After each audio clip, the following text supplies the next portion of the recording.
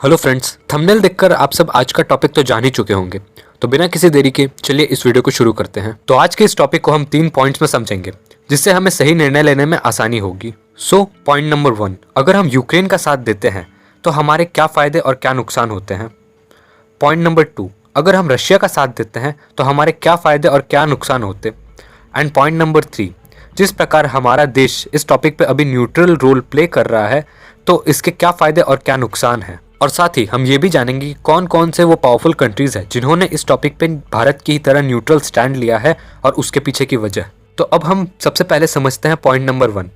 तो इसमें हम सबसे पहले यूक्रेन का साथ देने के फायदे जानेंगे और फिर नुकसान। तो जो सबसे पहला एडवांटेज है यूक्रेन का साथ देने का वो ये है कि अमेरिका, जो कि अभी सुपर पावर है, और बाकी के पावरफुल और डेवलप्ड 29 नाटो कंट्रीज के साथ भारत के रिलेशन अच्छे हो जाते, जिससे कि हमारे कंट्री का बिजनेस रिलेशंस अच्छा होता और हमें लेटेस्ट टेक्नोलॉजी मिलती, जिसकी वजह से हमारा देश और तेजी से डेवलप होता। और दूसरी तरफ जैसा कि हम जानते हैं कि हमारे दुश्मन चाइना का रिलेशन अमेरिका के साथ अच्छा नहीं है, तो अगर हम यूक्रेन का साथ देते तो अमेरिका का भारत के साथ रिलेशन अच्छा होता, जिससे हमें चाइना को फेस करने में आसानी होती। तो अब हम बात करते हैं कि यूक्रेन का साथ देने से भारत को क्या नुकसान झेलने पड़ते। तो जो सबसे पहला नुकसान है वो ये है कि हमारे देश का 80% डिफेंस इक्विपमेंट्स जो है वो रशिया से आते हैं, जैसे हमारा aircraft carrier, S-400 missiles, AK-203 rifles, Sukhoi aircrafts, MiG aircrafts, BrahMos missiles, nuclear submarines और भी बहुत सारे डिफेंस इक्विपमेंट्स। और भी एक इम्पॉर्टेंट चीज जो है ऑयल। और दूसरी बात ये कि अगर हम रशिया को छोड़कर अमेरिका का साथ देंगे तो रशिया का झुकाव चाइना की तरफ बढ़ जाएगा,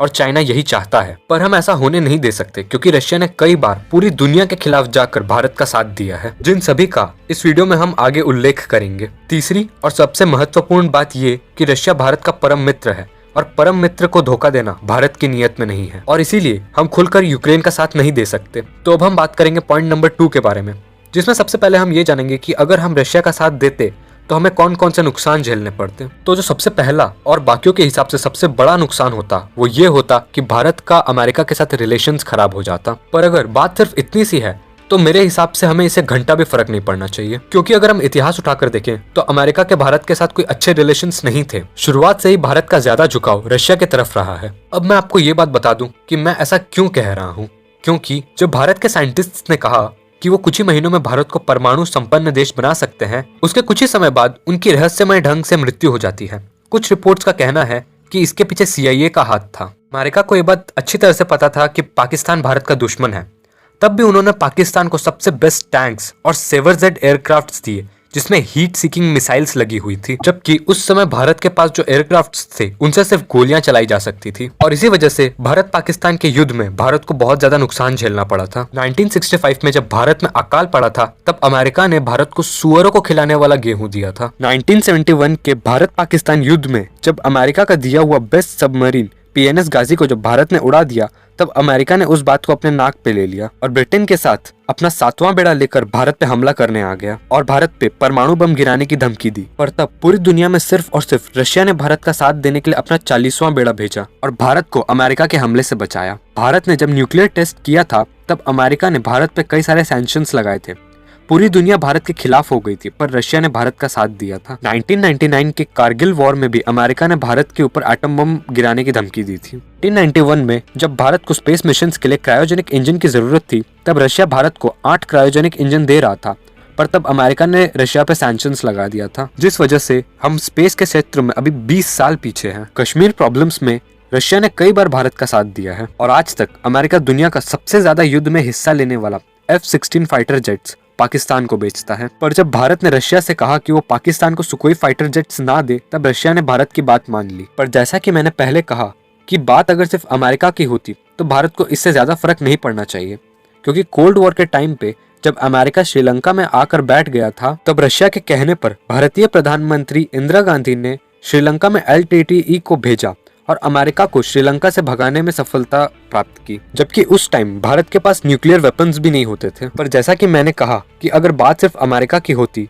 तो भारत इतना नहीं सोचता और रशिया का साथ देता। पर अब भारत का अमेरिका के साथ रिलेशन कुछ हद तक सुधरने लगा है और अमेरिका भारत को अच्छी टेक्नोलॉजी और पावरफुल वेपन्स देने के लिए तैयार है। और जैसा कि आप सब जानते हैं कि दुश्मन के दुश्मन को दोस्त बनाना चाहिए, इसलिए चाइना को काउंटर करने के लिए भारत को अमेरिका के साथ बैर करना ठीक नहीं होगा। और ये बात तो आपको पता ही होगा कि रशिया चाइना और भारत दोनों का दोस्त है, इसलिए भारत चीन के झमेले में रशिया नहीं आएगा। और आप सबको ये बात तो पता ही है कि रशिया की मिलिट्री भले ही पावरफुल हो, पर वो अब पहले की तरह वर्ल्ड में सुपर इकोनॉमिक पावर नहीं है। और जैसा कि आप सब जानते हैं कि हमें प्रेजेंट में जीना चाहिए, तो प्रेजेंट में खुलकर रशिया का साथ देने में भारत का नुकसान बहुत ज्यादा है, इसलिए हम खुलकर रशिया का साथ नहीं दे सकते। हमें दोनों तरफ बैलेंस बनाकर चलना पड़ेगा। अब हम रशिया का साथ देने का फायदा जान लेते हैं। रशिया का साथ देने से भारत का एक ही फायदा होता, वो ये कि रशिया का भारत की तरफ झुकाव बढ़ता।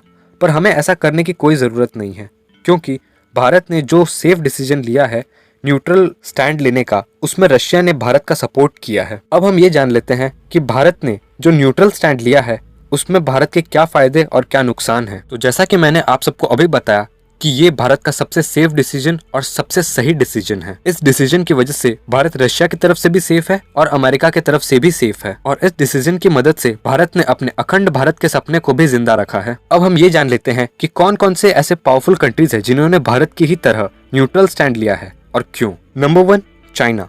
चाइना ने भी न्यूट्रल स्टैंड लिया है, पर यह बात मुझे हजम नहीं हो रही, क्योंकि चाइना अगर खुलकर रशिया का साथ देता तो अपने दुश्मन अमेरिका का भी विरोध कर पाता और अपने दोस्त रशिया का झुकाव अपनी तरफ बढ़ा पाता। Number 2, UAE. असल में ज्यादातर अरेबियन कंट्रीज अमेरिका के सपोर्ट में ही रहते हैं, पर रशिया ने सबका इलाज खोज कर रखा है। वो कुछ इस तरह से, क्योंकि यूएई के नीचे यमन है और यमन में हैती विद्रोही हैं जिन्हें ईरान का साथ प्राप्त है। तो अगर यूएई रशिया के खिलाफ गया तो रशिया के कहने पर ईरान हैती विद्रोहियों की मदद से यूएई का बैंड बाजा बजा देगा। और भाई पाकिस्तान का तो क्या ही कहना, वहाँ के पीएम ऐसी स्थिति में रशिया चले गए ये जानते हुए भी कि पाकिस्तान अमेरिका का एलाई है। उन्होंने तो अपना पैर ही कुल्हाड़ी पे मार दिया है और अमेरिका ने 400 अरब यूएस डॉलर का पेनल्टी मार दिया है। पता नहीं कौन है इस देश का सुरक्षा सलाहकार। खैर, ये थी सारी जानकारी फ्रेंड्स। अगर आप सबको रशिया यूक्रेन वॉर के पीछे की वजह की सारी कहानी जाननी है तो आप कमेंट कीजिए। कमेंट ज्यादा होने पर मैं उस टॉपिक पे भी एक वीडियो बना दूंगा। तो मिलते हैं अगले वीडियो में। जय हिंद, वंदे मातरम।